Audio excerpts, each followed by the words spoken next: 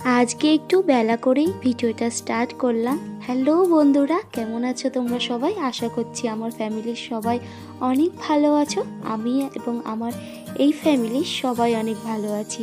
আমাদের এইখানে দিনের দিন বাজার করা হয়, সামনেই বাজার যেহেতু, তো প্রত্যেক দিনের সবজি প্রত্যেক দিন আনা হয়। আগের দিন মা বাঁধাকপি এনেছিল একটা, তো ভাবলাম মা বাজার করে আসার আগে আমি বাঁধাকপিটা কুচিয়ে রাখি, তারপরে ধুয়ে জল ঝরাতে রেখে দিয়েছি। আর আগের দিনে অনেকটা ময়দা ছিল, ভেবেছি সকালবেলাতে আমরা দুইজন মিলে খাবো।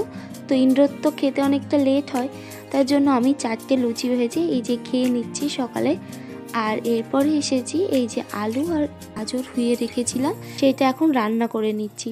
কি বলো তো, মা কখন বাজার করে আসবে আর তারপরে কি কি আনবে সেই অনুযায়ী রান্না করব। এটা করতে গেলে না অনেকটাই বেলা হয়ে যায়। আর সকালবেলাতেই যেহেতু দাদা কিছু খেয়ে বেরোয় না, আমরা যেরকম চা বিস্কিট কেক হাবি জাবি কিছু একটা খেয়ে নিই, কিন্তু দাদা কিছুই খায় না।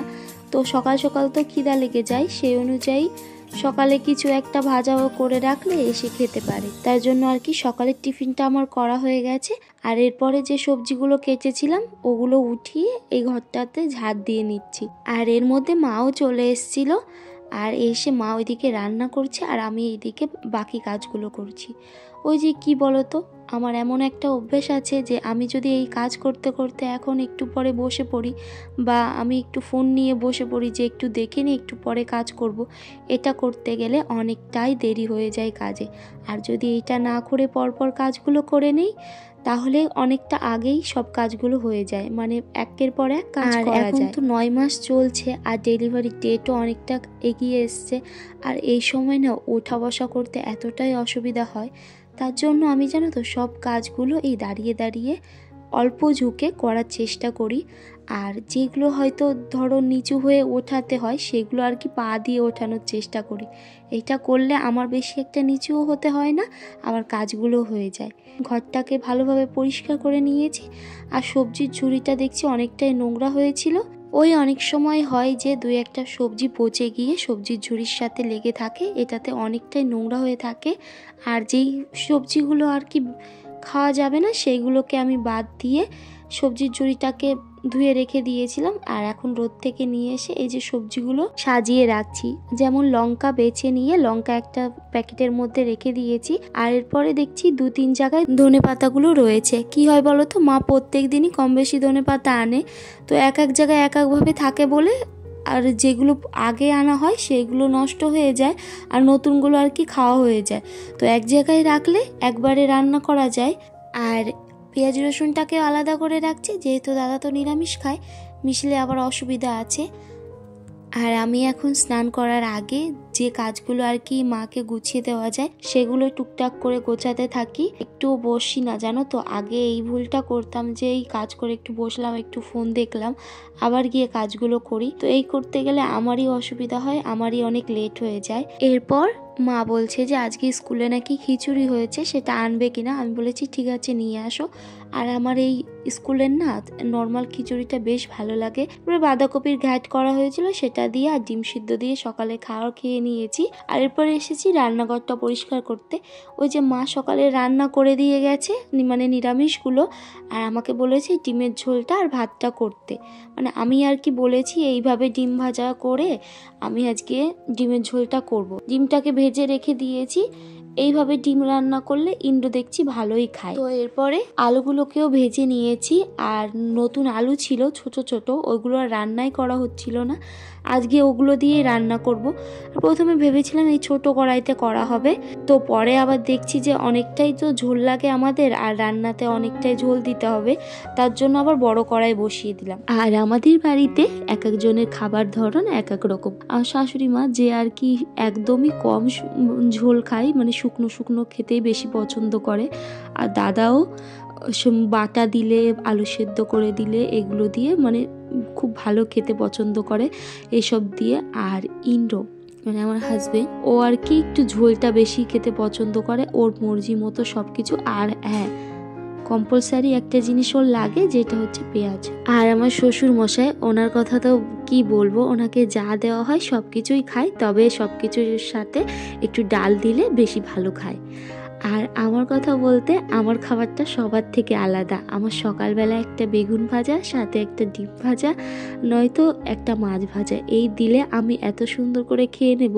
ইদানিং তো আবার ডালটা আমি খেতে পারছি না, ওই যে মুসুর ডাল করলে একটু খাই।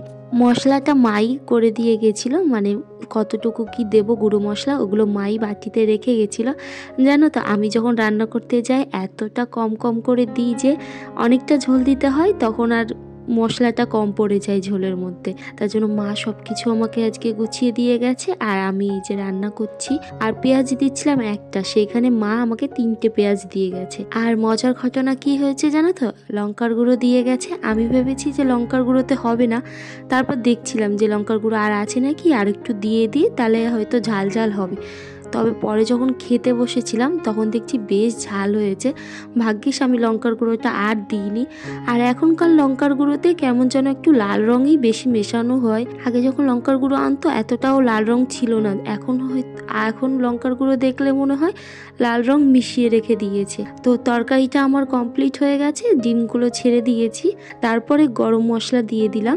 আর এগুলো 2 টাকা পাতা, প্রথমে একটা দিয়েছিলাম, তারপরে ভাবলাম আরও অর্ধেকটা দিয়ে দিই। তারপরে তো রান্না বান্না করার পর এরপর যেহেতু ভাত বসাবো, আর নিরামিষ আমিষ থাকলে বাড়িতে কিছু কিছু নিয়মগুলো একটু মেনে চলতে হয়। এই যে যেমন এখন এই ডিমের উনুনের মধ্যে আমি এখন ভাত বসাতে পারবো না, দাদার জন্য যেহেতু করা হচ্ছে একটু সবকিছু মেনে চলতে হয়। আর এখন গ্যাসটা মুছে নিয়ে তারপরে ভাত বসাবো। আর মা ওইদিকে স্নানে গেছে, ভোগ লাগাতে হবে আর দাদার একটু কাজ ছিল যার জন্য দাদা আসতে পারবে না। তার জন্য মা বলেছে যে আমি ভোগটা লাগাই, ততক্ষণে তুই রান্নাটা করতে থাক। আর ভাতটা হতে হতে যদি মার ভোগ লাগানো হয়ে যায় তাহলে মা এসে ভাতটা নামাবে। তো এইভাবে মিলিয়ে গুছিয়ে একটু বুদ্ধি করে কাজ করলে আমার কিন্তু কাজগুলো হয়ে যায়।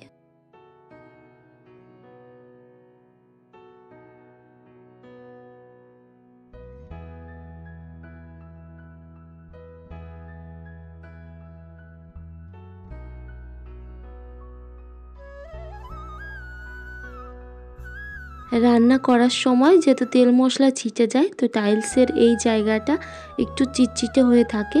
আর প্রত্যেক দিন যদি না ধোয়া হয় তাহলে ওই জায়গাটা আঠালো মতো হয়ে থাকবে। সেই জন্য এই পাশটা ভালোভাবে মুছে নিলাম, এরপরে কড়াইটা ধুয়ে রাখছি, যে যখন ভাত বসাবো তখন আর এই ডিমের জিনিসগুলো আর ধরবো না।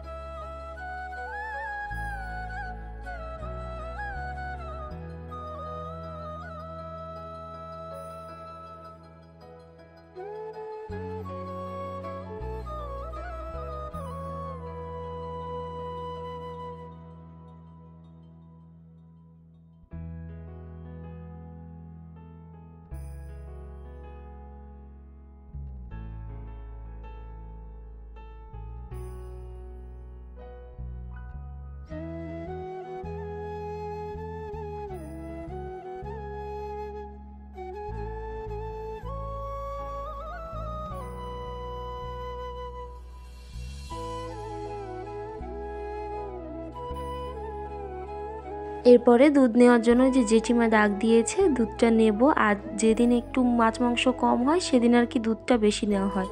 কোনো দিন 3 পোয়া নেওয়া হয়, কোনো দিন 1 কেজি। আবার যেদিন মাংস থাকে সেদিন আবার 500 করে নেই। তো আগের দিনে 2 কেজির টাকা পেতো, তো তা সেইটা দিয়ে দিলাম।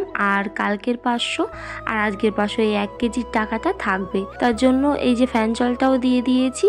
কি করব বলো তো, সামনে এক বাড়িতে ফ্যান জল নিত, তো তাদের গরু একটা বেচে দিয়েছে। তারপরে ওনারা ফ্যান জল নিতে আসে না, যে একটা গরু কতই বা ফ্যান জল খাবে। তার জন্য এই যে জেঠিমাটা আসে ওনাকে আর কি ফ্যান জলটা দেওয়া হয়। তারপরে এই গাবলাটা মেজে রাখছি, একটু পরে তো ভাত নামাবো এই গাবলাতেই। আর আমি এখনো ভাত বসাইনি, কেন চালটা ভিজিয়ে রেখেছি, আর একটু দেরিতে চালটা যদি ভিজিয়ে রেখে ভাতটা বসাই তো ভাতটা অনেকটাই ভালো হয়। আর চালটা অন্তত 1 ঘন্টা ভিজিয়ে রাখলে সব থেকে ভালো হয়। যখন চালটার থেকে সাদা জলটা বেরিয়ে যাবে আর কি, চালটা সাদা সাদা মতো হয়ে থাকবে, তখন আর কি চালটা দিয়ে রান্না করলে ভাতগুলো বেশ ভালো হয়। তারপর দেখছি হাঁড়িতে জলটা বেশি নিয়ে ফেলেছি, তাই একটু কমিয়ে রাখলাম। যখন আর কি ভাত হওয়ার পরে দেখবো যে জলটা কম আছে, তখন এই জলটাই আবার দিয়ে দেবো। তোমরা আমাকে অনেক অনেক ভালোবাসা দিচ্ছ, আর এরকম ভালোবাসা ও সাপোর্টের আমার এখনও অনেক দরকার। সবার মতো আমিও তোমাদের মনে একটু জায়গা করে নিতে চাই। আর আমার ভিডিও তোমাদের কেমন লাগে, আমার কোন কাজটা ভালো লাগে বা কোন জিনিসটা তোমাদের কাছে কমেন্ট করে জানিও। মা উপরে দেখছি আমার জন্য গরম জল অলরেডি করে রেখেছিল, তাও আমি বসিয়ে দিলাম যে ওরা আসলে কেউ একটা এই গরম জল দিয়ে স্নান করে নেবে। তো বাবু আসলে তো দুপুরবেলাতে অনেক সময় বলে যে গরম জল থাকলে স্নান করব, তো আর কি রেখে দিচ্ছি গরম জল করে।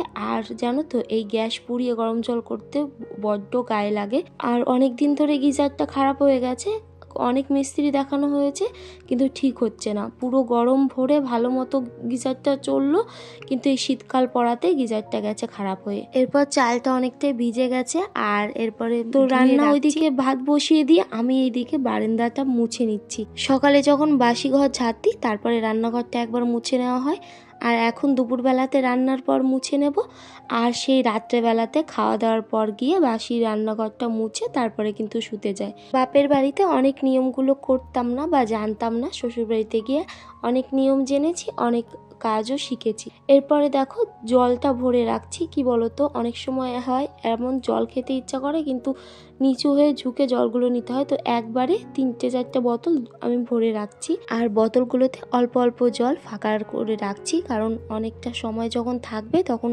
বোতলগুলো ঠান্ডা হয়ে যাবে, মানে জলটা ঠান্ডা হয়ে যাবে, তো গরম জল মিশিয়ে পরে আবার ওই বোতলের জলের সাথে খাওয়া যাবে। আর এখন অনেক বেলা হয়ে গেছে, 12:30 বেজে গিয়েছে। সকাল থেকে এক নাগারে কাজ করে যাচ্ছি, এখনো ওষুধ খাওয়া হয়নি। সকালে তো বাসি পেটে একটা গ্যাসের ওষুধ খেয়ে নিই, আর তারপরে থাকে ভাত খাওয়ার পরে যে ওষুধগুলো, সেগুলো আর কি খাওয়া হয়নি। আর দেখছি যে একটা ওষুধ ফুরিয়ে গেছে, সেগুলো ইন্দ্রকে বলবো যে নিয়ে আসার কথা, মানে 1 পাতা ওষুধ, যেটা হচ্ছে অ্যালার্জির ওষুধ। আর এই সময় তো তোমরা সবাই জানো যে একটু অ্যালার্জির প্রবলেম হয়, তো তার জন্য ওই ওষুধটা না খেলে আমার রাতে অনেকটাই অসুবিধা হয়। এরপরে যাব স্নান করতে। Good evening friends. দুপুরবেলাতে খাওয়া দাওয়ার পরে একটু ঘুমিয়ে রেস্ট করে এখন এসেছি সন্ধ্যাবেলা। এখন বাজে 6:30। এখন চা খাওয়ার টাইম। আর যেহেতু চিনি ছিল না, ইন্দ্রকে ফোন করা হয়েছিল, ও এসে চিনি আর দেখছি একটা বিস্কুটের প্যাকেট আর আমার জন্য ম্যাগি এগুলো দিয়ে গেছে। আর 4টে, 4:30, 5টা বেজে যায় আমার শুতে, আর ঘুম থেকে উঠতে সেই 6টা বেজে যায়। তারপরে গিয়ে মার যেহেতু চায়ের একটু নেশা থাকে, তাড়াতাড়ি করে উঠে চাটা করে দিই আর কি। আর আজকে একটা কারণের জন্য ওর উপর একটু রাগ ছিল, তা দেখছি আমার জন্য 3 প্যাকেট ম্যাগি নিয়ে এসছে। এদিকে নিজেই বলে যে ম্যাগি খাবে না এই সময়, আর দেখি ও নিজেই নিয়ে এসছে। আর যখন কেউ রাগ হয় তার ভালো খাবার দাবার বা তার প্রিয় কিছু জিনিস আনলে হয়তো রাগটা কমবে, তো ও সেই জন্য, আমি ম্যাগি খেতে খুব ভালোবাসি, তাই আমার জন্য 3 প্যাকেট ম্যাগি নিয়ে এসছে। আর জানো তো ও খুব ভালোবাসে, কিন্তু ওর যে দোকান থাকে সেই জন্য সময় পায় না। আর আমি যখন ম্যাগি খাই তখন তো ও থাকে না, তো ওকেও আর করে দেওয়া হয় না। ভুল ভবিষ্যৎ 2-1 দিন যদি থাকে তখন করে দেওয়া হয়। চাটা আমারও অ্যাভয়েড করা উচিত, কিন্তু আমি অ্যাভয়েড করতে পারি না। তো বন্ধুরা, আমার ভিডিওটা তো শেষ করার সময় চলে এসেছে। আশা করছি আমার ভিডিওটা তোমাদের ভালো লাগবে, আর যদি কোনো ভুল ত্রুটি হয় অবশ্যই আমাকে কমেন্ট করে সেটা জানিও। তো আজকের জন্য এইটুকুই। ভালো থেকো, সুস্থ থেকো, দেখা হবে নতুন একটা ব্লগের সাথে।